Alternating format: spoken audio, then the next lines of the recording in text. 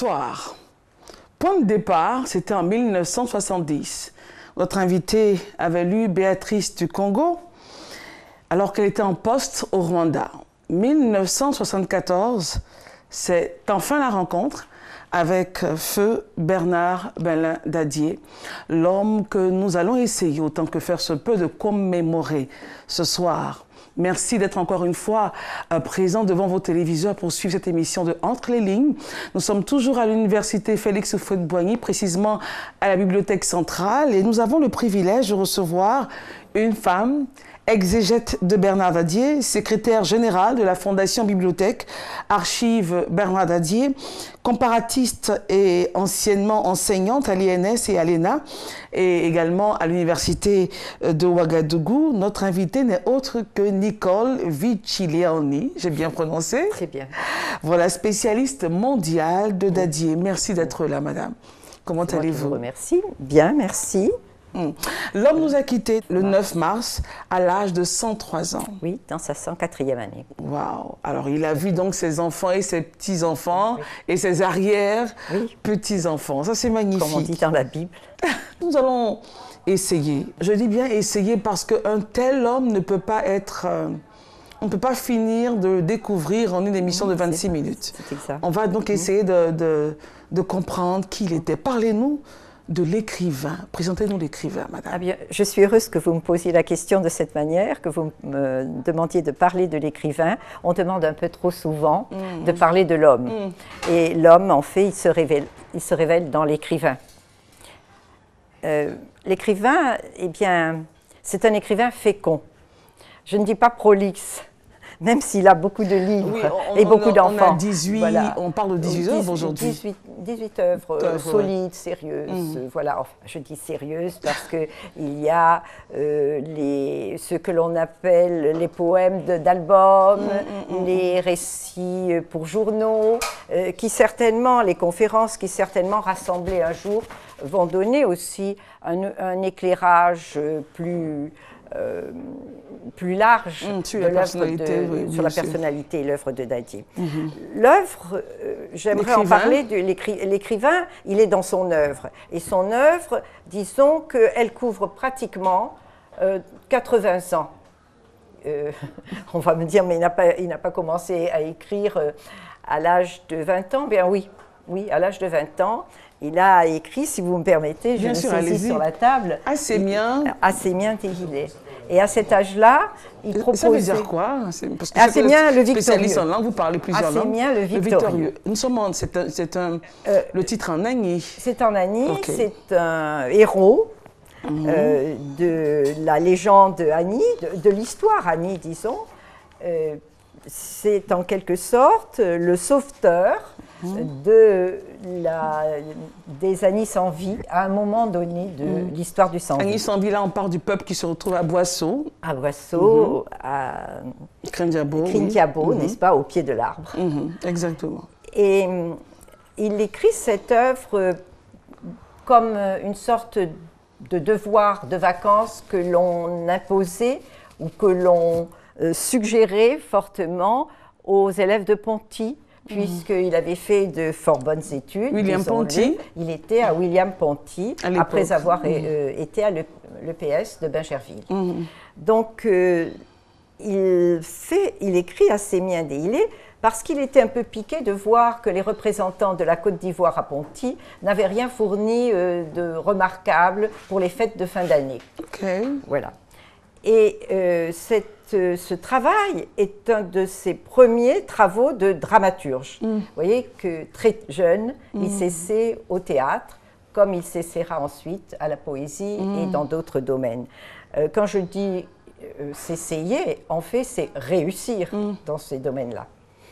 Ce qu'il est intéressant de noter, c'est que dès le départ, il ne s'inscrit pas dans les canons des genres qu'apprenaient les professeurs venus en général de France. Il s'inscrivait, il utilisait ces canons, mais il les naturalisait et s'inscrivait ainsi dans un espace oral et qui allait être écrit, n'est-ce pas, de la tradition africaine. Ce qui est remarquable, c'est qu'en écrivant Assemi Nteile, ce n'est pas seulement une chronique Annie, c'est qu'elle est précédée d'un travail critique qui s'intitule Mon pays et son théâtre. Donc, il propose, très jeune, un nouveau regard sur le théâtre et sur un théâtre qui serait plus spécifiquement africain, c'est-à-dire qui dériverait du conte. Que pensait-il de la négritude, de ce petit débat de l'enfant noir Kamaralai entre griffes? Alors d'abord, il précède, n'est-ce pas, son œuvre littéraire est vraiment... Disons que l'explosion littéraire de Dadier, elle se fait à la sortie de la prison coloniale de Grand Bassam, tout le monde connaît cet épisode, je ne reviendrai pas là-dessus, où il publie le fameux recueil de poèmes « Afrique debout ». Mais très vite, tout de suite après, il va publier « Les légendes africaines », puis il va publier « Le pagne noir ». Exactement. Il publie en même temps un autre recueil de poèmes « La ronde des jours », toujours des années 54, et 56, le roman que tout le monde connaît, le roman de formation dont tout le monde dit au moins le nom, Climbié, c'est-à-dire demain. Donc je ne dirais pas qu'il ne s'affiche pas, mais il donne son point de vue à sa manière. Alors, par rapport, en regard du mouvement, par exemple, de la négritude, il dit que c'était des universitaires, c'était des gens dont le tropisme était, et la révolte en même temps, et le sujet de révolte était Paris, la métropole, la mère France, alors que lui, il est à Dakar. Au plus loin qu'il soit allé en Afrique, quand il sort de Côte d'Ivoire, c'est Dakar. C'est Dakar. Et c'est l'île de Gorée qui lui permet de regarder... Avec toute son histoire. Oui, voilà. À travers l'Atlantique, on a des photos où il regarde cet océan, n'est-ce pas, qui le sépare de cette autre rive où avait lieu le trafic triangulaire, voilà, et le départ des esclaves. C'est donc une île très lourde de sens, et il est très vite chargé de ce sens-là, à un double titre. C'est que, comme il le dit dans Climbié, quand ses pères et oncles l'envoient, ils lui disent « Tu as le devoir de nous sauver ». Tu portes ton pays avec toi et tu portes nos revendications, nos besoins. N'oublie jamais cela. Tu vas faire des études, mais tu dois nous revenir. Et donc, il porte le poids d'une charge. Et à Ponty, il est d'autant plus sensible à cette charge-là qu'il a ce regard sur le trafic transatlantique.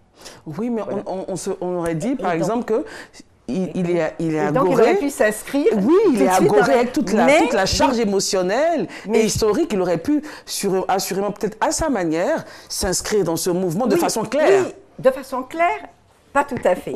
Mais comment dire, il a une sympathie manifeste pour eux à partir du moment où il les fréquente, où il les connaîtra mieux. Mais là, il dit « Je suis d'abord un primaire supérieur ». Et traité par la colonisation comme commis subalterne, médecin subalterne, instituteur subalterne. Il y a tout un passage dans Climbié qui est tout à fait impressionnant, n'est-ce pas? Oui, qui dit « Nous étions des surnuméraires, nous étions des subalternes, nous étions des à côté ». Voilà.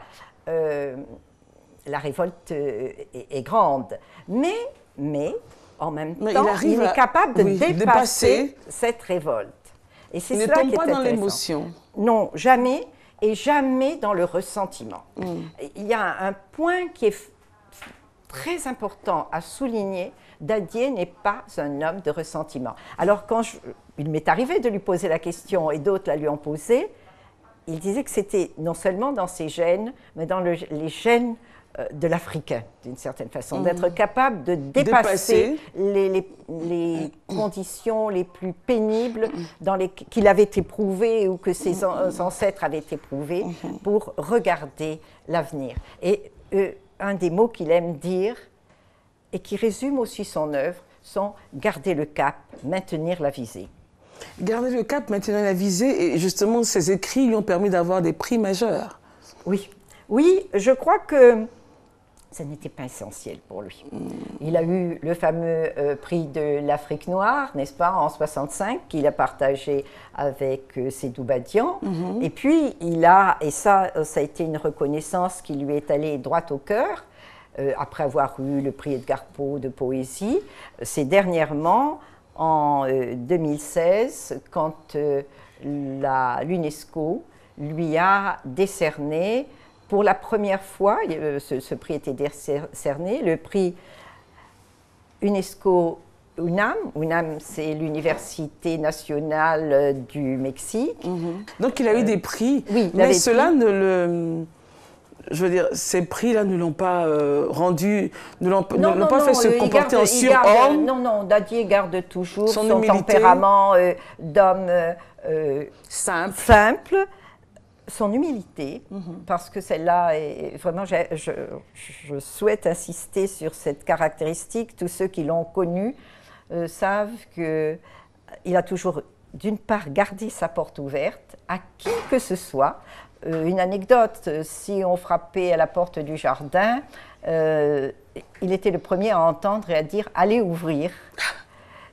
Et il ne se méfiait jamais de la personne qui pouvait venir.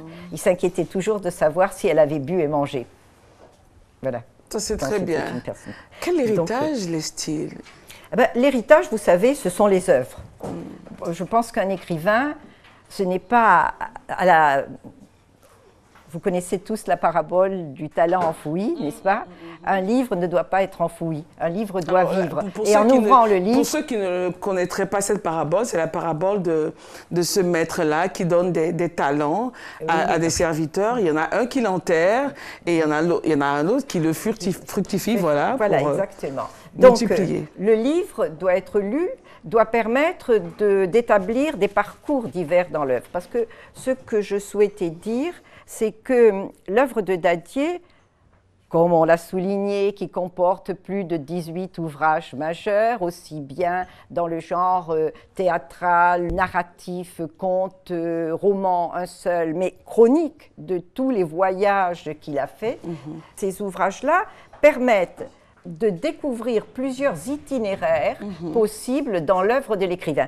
D'abord, itinéraire à la surface. C'est-à-dire que dans cette forêt d'écrits, on peut très bien parcourir, comme il nous est arrivé de le faire, des parcours qui vont de la ville à une cité qui serait désirée, des parcours qui découvrent le monde féminin tel que le voit l'écrivain, par exemple. Exactement. Mais il y a des étagements dans les écrits de Dadier. Vous savez, quand on fait des études de stylistique, on se rend compte qu'il y a des écrivains dont tout est dit, tout est à la surface. Alors que chez Dadier, et il lui-même a eu l'occasion de le dire à certains intervieweurs, pour Dadier, comme il dit, nous les Africains, nous parlons par ellipse, nous savons parler par ellipse. Donc, il y a des cryptes, il y a des possibilités de descente dans une mine où on va découvrir les différentes strates. Et c'est ça qui est intéressant, c'est de découvrir, à partir du sens littéral, des sens symboliques, jusqu'au sens, et ça je tiens à le souligner, jusqu'au sens anagogique.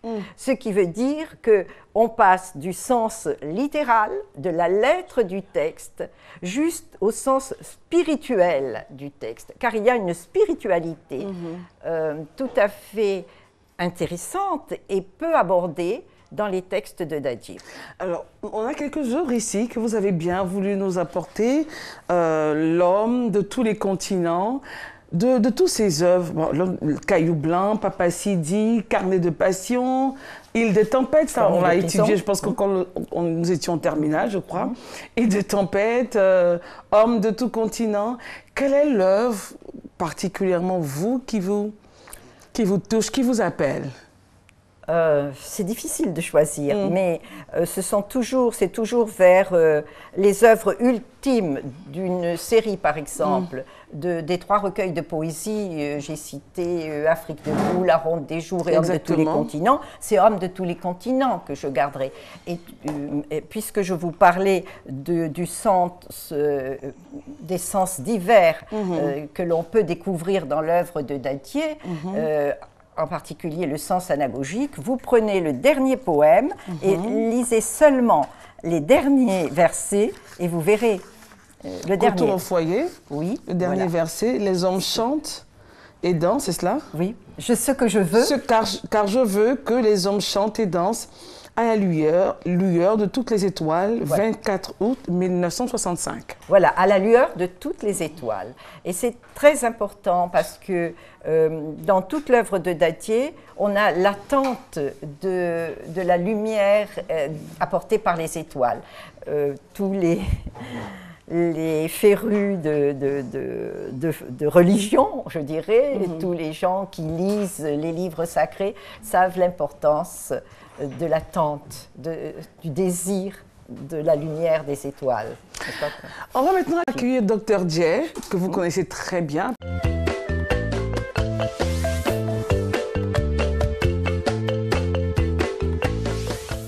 Bonjour Nicole. Bonjour, bonjour. On a l'habitude de s'embrasser lorsqu'on serre la main, très cérémonieusement. Ne vous gênez pas. Alors, docteur, vous êtes dans la maison? Oui, on est à la maison. Quand je dis dans la maison, je parle vraiment de la bâtisse Dadier, parce que je pense que ce n'est plus qu'un nom physique, c'est un monument. Voilà, qui restera dans l'histoire de la littérature africaine. Je vous laisse avec Nicole. Alors, merci beaucoup Christelle. Et pour une fois, la démarche aujourd'hui ne sera pas de faire la critique, exactement. Mais d'apprendre. D'apprendre, exactement. Qui est vraisemblablement l'exégète planétaire de Bernard Dadier et qui est un puits de connaissances en matière dadienne, si je m'exprime ainsi. Nicole, bonjour. Bonjour. Je ne vais pas m'oser à dire Vinci Leoni parce que... Vinci Leoni. Il vaut mieux ne pas s'essayer. On va faire une leçon. Ceux qui mangent les lions, ceux qui... Alors. Non, on s'adresse et on dit tu es le vainqueur des lions. Tu es le vainqueur des lions, voilà, Vinci Leoni. Alors, donc, le privilège est grand pour moi ce soir de te recevoir. De te recevoir avec Christelle sur le plateau de Entre les lignes pour parler du monument. Alors certains disent monument, d'autres disent légende. Qu'est-ce que tu dis toi? Tu as dit du Seigneur de la Ivoirienne. Est-ce qu'il y a encore Oui, moi je préfère garder un terme qui dirait le premier, primus inter pares, quelque chose comme ça, parce que je veux garder sa nature humaine. Sa nature humaine, d'accord. Alors j'ai envie de demander, Bernard Dadier, écrivain, finalement tu as réussi à imposer, tu imposes progressivement le terme d'écrivain non plus prolixe, mais écrivain fécond. Parce que fécond. Beaucoup de personnes disaient prolixe, mais maintenant tu es fécond. Et tu parles de la modernité, mieux de l'actualité de son œuvre. Oui. Qu'est-ce qui rend son œuvre si actuelle, si transversale, je dirais si transgénérationnelle de tout ce qu'il y a de charge pour le futur dans l'œuvre de Dadier. C'est ça. Ce sont les problèmes que nous nous posons aujourd'hui. Que va-t-il advenir même de cette planète? C'est clair. De cette planète. Tu me disais, qu'est-ce qui m'a conduit à cela? À cela, absolument. Je crois que c'est parce que dans les lectures que je fais, pas seulement de Dadier, mais je suis quelque peu guidée par le maître que j'ai eu très très brièvement, qui s'appelait Léo Spitzer. C'est ça. Et les fameuses études de style.